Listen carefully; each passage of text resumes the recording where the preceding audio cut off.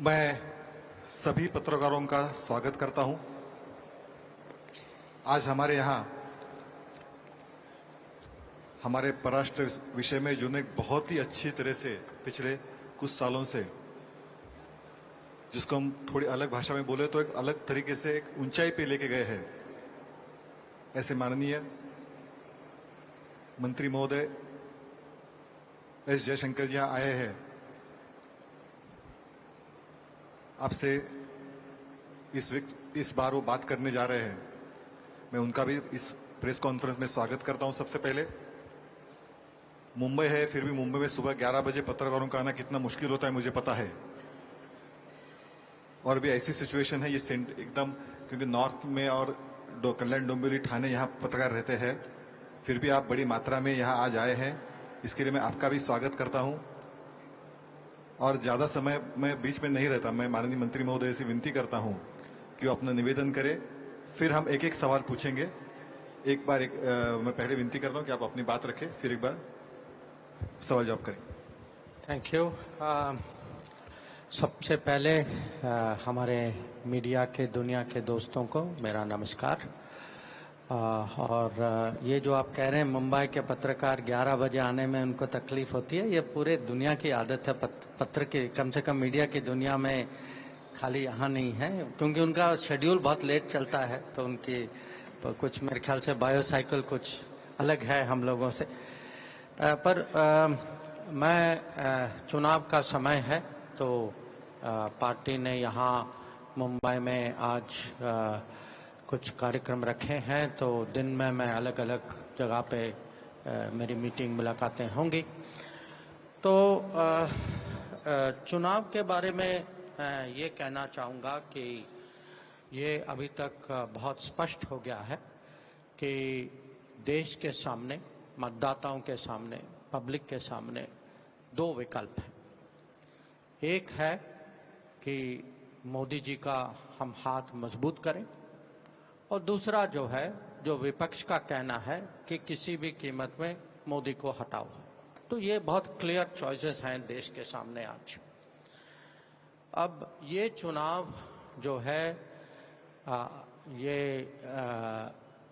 2014 में देश ने उम्मीद की भावना के साथ मोदी जी को सपोर्ट किया था।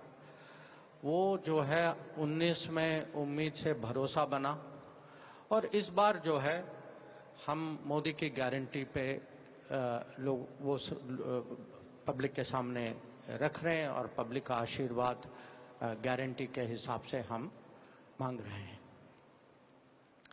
अब जैसे मैंने कहा कि पब्लिक के सामने विकल्प जो हैं बहुत क्लियर हैं, बहुत स्पष्ट हैं। सरकार जो है, मोदी सरकार अपने रिकॉर्ड पे, क्योंकि जब गारंटी की बात करती है तो ये कोई नारा नहीं है, ये काम हो चुका है। 10 साल का काम हम देश के सामने रख रहे हैं, रिकॉर्ड है। ये रिकॉर्ड पूरे देश में सबको दिखाई देता है, हर राज्य, हर शहर, हर गांव में दिखाई देता है। और आप जो मुंबई के लोग हैं, आपने भी देखा है कि पिछले 10 साल में कितनी तरक्की हुई है, आपका इंफ्रास्ट्रक्चर कितना बदला है, मेट्रो है, एयरपोर्ट है, रोड है, या जो अलग योजनाएं और अभियान जो हैं उनका परिणाम क्या हुआ है। आगे की बात अगर हम करें तो मोदी की गारंटी जो है ये आश्वासन देता है कि हमारे सीनियर सिटीजन्स जो हैं 70 से ज़्यादा जिनकी उम्र हो, उनको फ्री हेल्थ एक्सेस मिलेगा।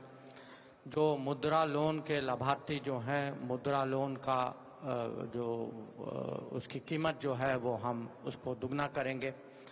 जो आवास योजना के तहत जो घर बने हैं उनकी घर की संख्या और हम बढ़ाएंगे, 3 लाख घर और हमारे बनाने का इरादा है।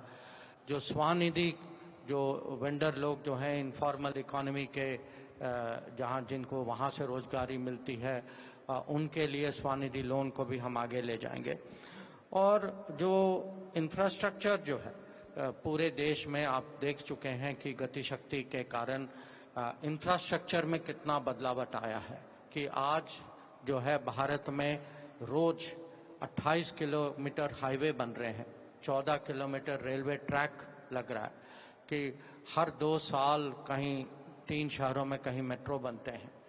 या एयरपोर्ट का भी अगर आप देखें कि पिछले 10 साल में एयरपोर्ट की जो संख्या जो है वो दुगना हो गई है। हर साल नए 7-8 नए एयरपोर्ट आते हैं। तो ये एक विजन है, ये डेवलपमेंट का विजन है, ये डेवलपमेंट का रिकॉर्ड है। और ये समावेशी भारत की बात करते हैं, पर जो है ये भारत जो है आगे भी बढ़ रहा है। भारत की प्रगति, उसकी उन्नति, उसकी टेक्नोलॉजी, तो ये एक मैं कहूँगा पूरा पैकेज है देश के सामने।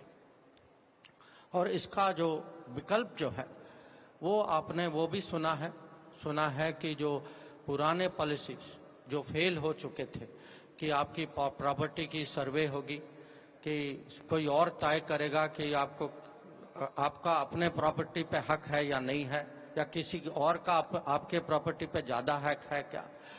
तो जो हमने पुराना देखा था कि वो जमाना कि जहां परमिट राज था, जहां लाइसेंस राज था, जहां हाई टैक्सेशन था, तो वो जो है वो एक ऑल्टरनेटिव पैकेज और ऑल्टरनेटिव विजन है। तो ये मैं कहूँगा देश के सामने, पब्लिक के सामने ये एक चॉइस है।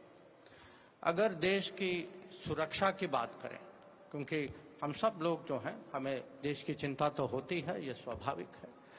तो एक मैं कहूँगा अगर विकल्प की बात करूँ तो मोदी सरकार, एनडीए सरकार, भाजपा की सरकार, हमारा कमिटमेंट है कि हम आतंकवाद का सामना करेंगे। आपने रिकॉर्ड में देखा है कि हम कैसे terror free India, terror free Mumbai बनाए। और जो दूसरे पक्ष, विपक्ष का है कि भाई आतंकवाद होता है, अब हम क्या करें, हमें तो झेलना ही होगा, ये उनका रिकॉर्ड है, ये उनकी सोच है। इसका अगर उदाहरण दें तो मैं 26/11 के शहर में हूँ। आपको याद होगा कि इतनी बड़ी घटना के बाद भी कुछ एक्शन नहीं लिया गया था। उस समय के बाद यूपीए सरकार के आखिरी एनएसए जो थे, उनका कहना है कि हमने बहुत विचार विमर्श किया और फिर तय किया कि एक्शन लेने की कीमत जो है ज्यादा है, ना एक्शन लेने की कीमत कम है, तो इसीलिए हमने डिसाइड किया हम कुछ नहीं करेंगे। अब मोदी सरकार की रिकॉर्ड है, उरी की रिकॉर्ड है, बालाकोट की रिकॉर्ड है। और ये मैं कहूँगा कि आज जो है ये एक किस्म से दुर्भाग्य है कि जो हमारा जो जवाब भी था उस पे भी आज लोग आलोचना कर रहे हैं, कि लोग प्रश्न चिन्ह उठा रहे हैं कि अच्छा बालाकोट में क्या हुआ, या लोग 26/11 पर कि आज कोशिश हो रही है कि कसब का पक्ष रखने के पब्लिक के सामने। तो ये मैं कहूँगा क्लियर चॉइस है आतंकवाद पे, कि कौन सी सरकार, कौन सी विचारधारा जो है आतंकवाद के खिलाफ है, कौन सी विचारधारा जो है आतंकवाद के लिए कहीं ना कहीं कुछ एक्सक्यूज, कुछ तर्क और कोई इसका जवाब देने के लिए उसके खिलाफ।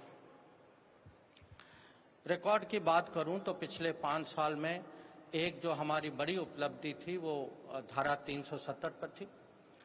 और ये भी हम कहेंगे कि जो एनडीए का रिकॉर्ड है और एनडीए की सोच जो है, मोदी सरकार की सोच जो है कि कश्मीर को देश के साथ इंटीग्रेट कैसे किया जाए, कश्मीर की डेवलपमेंट, इसको हम कैसे और आगे बढ़ाएं। और कश्मीर, और उल्टा आप देखते हैं कि 370 के साथ कौन चलाना चाहता था इसको, किसका हित था इस पे, तो ये भी देश के सामने बहुत क्लियर चॉइस। आजकल थोड़ी बहुत बातें पीओके पे भी चल रही हैं, वहाँ कुछ आपने देखा होगा कि कुछ घटनाएं भी हो रही हैं। अब मोदी सरकार जो है, हमारा मत इस पे बहुत स्पष्ट है, पार्लियामेंट का रेजोल्यूशन है, हम बहुत क्लियर हैं कि पीओके जो है भारत का अंग है, it is part of India, it was always part of India, it will be part of India. और हमारा ये जरूर इरादा है कि एक दिन हम पीओके को जो है वहाँ का इलीगल ऑक्यूपेशन जो है उसको हम ख़त्म करेंगे और पीओके जो है भारत के साथ वापस जुड़ जाएगा। अब इस पे आप देखते हैं कि विपक्ष का जो सोच जो है वो बिल्कुल विपरीत दिशा में है। फारूक अब्दुल्ला साहब हमको याद दिलाते हैं कि नहीं पीओके की बात ही नहीं करिए क्योंकि पाकिस्तान के पास न्यूक्लियर वेपन्स है। अब न्यूक्लियर वेपन्स जो है हम लोग जो हैं भारत के न्यूक्लियर वेपन्स पे गर्व रखते हैं। विपक्ष जो है पाकिस्तान का न्यूक्लियर वेपन्स को लगता है कि उसको ज़्यादा अहमियत देते हैं। अगर मणिशंकर अय्यर हों या फारूक अब्दुल्ला हों, वो पाकिस्तान के न्यूक्लियर वेपन से इतना डरते हैं, उनको कहता कि वो तो सोचते हैं कि हमें पीओके में बात ही नहीं करनी चाहिए।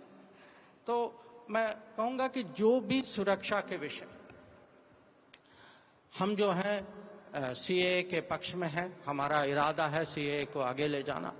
वो जो हैं वो वोट बैंक के बंदी हैं और शुरू से उनका कभी जो पड़ोसी देश से जो माइनॉरिटीज जिनको भारत आना पड़ा उनके लिए उनकी कभी चिंता नहीं थी। उनके साथ जो अन्याय हुआ है उसके बारे में कभी सोच नहीं थी।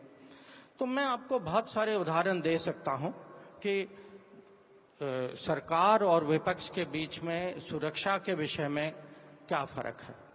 अगर हम इकोनॉमी, टेक्नोलॉजी, डेवलपमेंट में बात करें, हम जो हैं मेक इन इंडिया के पक्ष में हैं।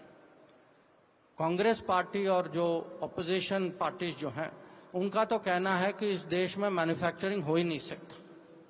तो बिना मैन्युफैक्चरिंग के आप ही सोचिए कि भारत में टेक्नोलॉजी कैसे बढ़ेगी, क्योंकि मैन्युफैक्चरिंग और टेक्नोलॉजी साथ ही साथ चलते हैं। तो वो तो हमें एक किस्म से हमें जो हम बैकवर्ड थे, पहले पीछे रह गए थे, वो तो हमें उसी स्थिति में रखना चाहते हैं। हम जो हैं बुलेट ट्रेन प्रोजेक्ट के पक्ष में हैं। अब बुलेट ट्रेन आप जानते हैं कि इसको डिले किसने किया। तो ये एक उदाहरण है कि कौन टेक्नोलॉजी, कौन प्रोग्रेस, कौन प्रोजेक्ट के पक्ष में है, कौन इसके विरोध में है। और मैं इसमें बहुत सारे उदाहरण दे सकता हूँ। हम मोदी सरकार ने अगर आज आपके फोन में 5G टेक्नोलॉजी है, ये 5G टेक्नोलॉजी जो है मेक इन इंडिया है। अब आप याद रखिए